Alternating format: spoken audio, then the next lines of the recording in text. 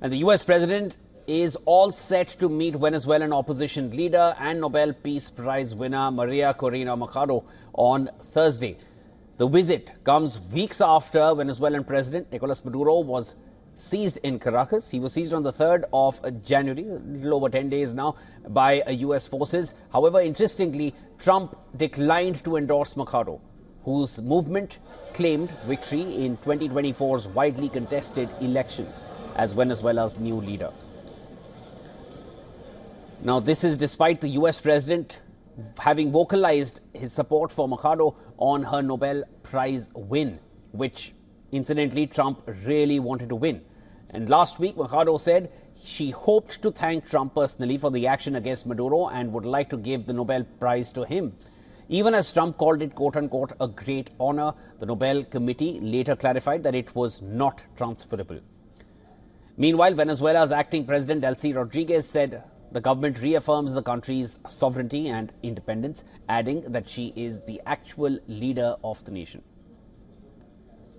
Well, we ratify and reaffirm Venezuela's sovereignty and independence. I've seen there around cartoons on Wikipedia asking who rules in Venezuela. Well, here there's a government ruling in Venezuela. Here there's an acting president and a hostage president in the United States. We rule along with the organized people, along with the popular power, and move forward in the international relations with respect for the international law to reclaim and protect the rights of our beloved Venezuela. Now, this comes days after vowing that US would run Venezuela. Trump was quick to call himself the acting president of the Latin American nation on his Truth Social platform. Venezuela's Interior Minister Diosdado Cabello has said that the process of re-establishing diplomatic relations with the US is ongoing. He stressed, however, that the priority is to have representation that will protect the rights of former President Maduro.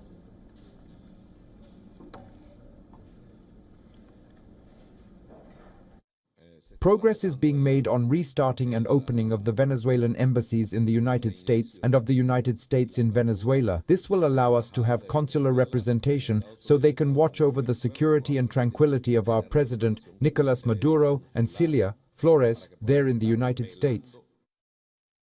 Venezuela's interim government also said that it is ready to move forward in a stage of productive relations with the European Union and Britain, following talks with their envoys after Maduro was ousted as president from Venezuela during a US military operation. Meanwhile, several international oil tankers are anchored in Lake Maracaibo, waiting to load Venezuelan crude oil. And this as the US looks to gain from South Americans' vast oil reserves after toppling Maduro.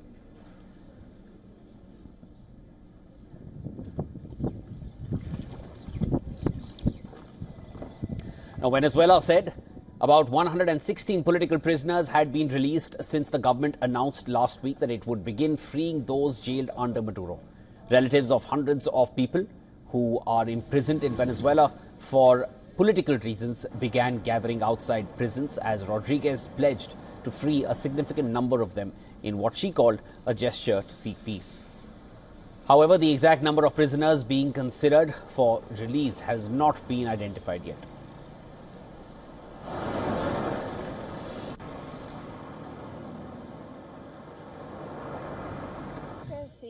We understand that if the regime wants to show signs of peace, the first thing it has to do is free the more than 200 political prisoners. I've really tried to manage my emotions about this. I'm very glad the releases are happening, even though my brother's hasn't come yet.